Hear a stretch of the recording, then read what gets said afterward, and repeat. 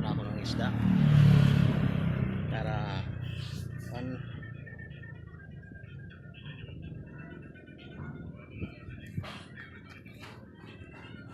okay, mapaninda ko guys ng isda.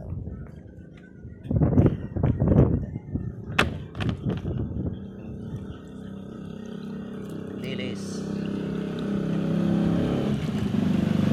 ito ba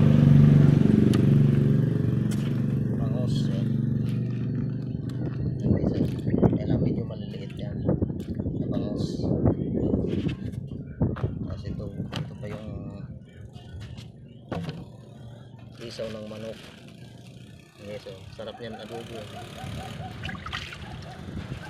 adobang dapat yan.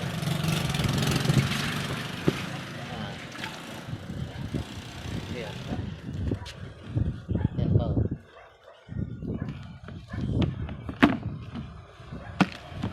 Yeah, guys,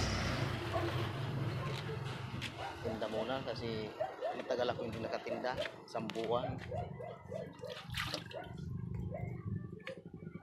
May mga hulugan, may babayaran pa ako sa nautang ko sa nung na-hospital ang asawa ko. Dapat magtinda muna. Bili na kayo guys ng isda.